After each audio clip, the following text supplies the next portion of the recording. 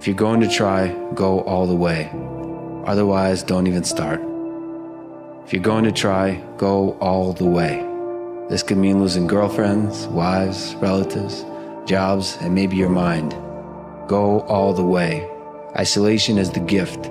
All the others are a test of your endurance, of how much you really want to do it. And you'll do it, despite rejection and the worst odds. If you're going to try, go all the way. Life is always giving you a test, trying to give you a way out, trying to give you an excuse not to show up. This is my excuse today. But guess what? You gotta have the mentality to show up every fucking day of your life. No matter what life throws at you. I don't care what you're going through, what life's throwing at you. It's your responsibility to find your new 100%. People always say, you gotta love the work. You gotta love what you do. You don't have to love what you do. You gotta be fucking addicted to what you do. You gotta be addicted to winning. You cannot work short hours. You gotta work long hours. You gotta work smarter and you gotta work fucking harder. It's the work that you put in, the time and effort, the dedication, the hours that nobody else saw here, the sacrifices. You have to be disciplined. You have to be obsessive. You have to be addicted to the result. The bigger your dream is, the harder the grind. You might have small beginnings. You might not have a lot of money. You might not have a lot of resources, but there's no excuse. And I need you to understand that the bigger your dream is, the earlier you're gonna have to get up. The longer you're gonna have to stay up. The more effort you're gonna have to put in. None of us ever get through this life without heartache, without turmoil. You got to focus on you.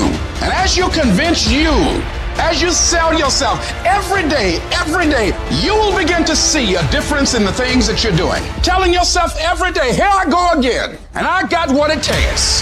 This is my day, and nothing out here is going to stop me. It was to remind you that you were born to do something great with your life, to tap into something in you that's been there all the time, and you tap into it sometimes, but that somehow you decide today, I'm gonna walk a little different, I'm gonna talk a little different, I'm gonna feel it, I'm gonna live my life, I'm not gonna wait around, I'm not gonna have these depth perception issues, I'm gonna begin to give myself the gift of happiness so that I can transfer it to other people. I'm gonna outwork everybody, I'm gonna do one more meeting, one more contact, one more time I tell my daughter I love her. Fight your way through this battle. You have what it takes. Your greatness comes from within. And once you realize that, nothing will stop you. Nothing will keep you from being great. It's already there. You just have to feel it and know that you were placed here for a reason.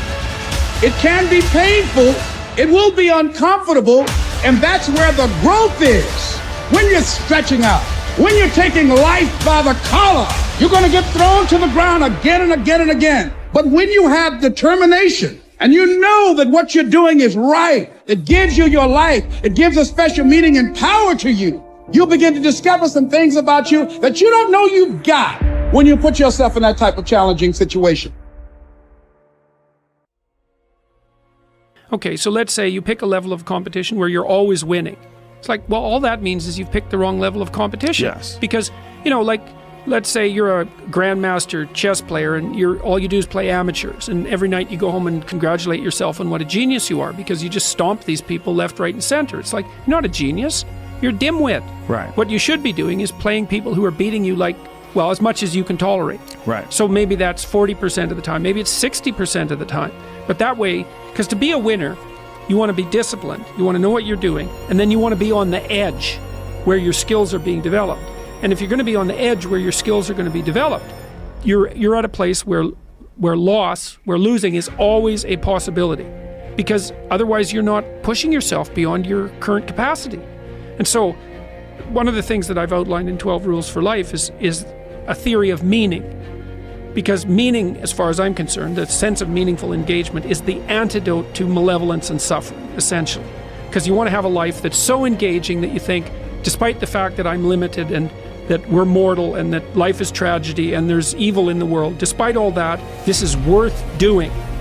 And I think that there's a technical meaning that genuinely exists, and that's the meaning that you get when you're in a domain where you have some discipline and some skill. So you're laying out your competence and your ability. But you're simultaneously pushing yourself to develop past where you are. That's really engrossing. What that is doing is expanding your competence. And so life is suffering and betrayal in many senses of the word. But you can adopt a way of traversing through life that is more powerful than the tragedy and the malevolence. It is hard to have the success you want. It's hard to have a jet and freedom and extra houses. And it takes hard work and it takes time. And there's no shortcut. I don't care what anybody thinks. There's no shortcut. Maybe you could have bought Dogecoin and you got lucky. That is the rarest thing in the history of the world.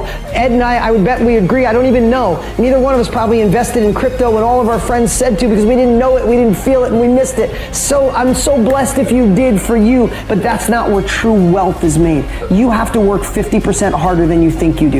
You have to get kicked in the teeth more than you think. You have to get questioned by your friends and family and look like the dreamer twice as much as you think. The people you thought were going to support you aren't. Some people are going to talk behind your back. Some friends are going to leave you. And guess what? It's worth every freaking penny. It's worth every moment, every disappointment. There was a gentleman named David Kekich.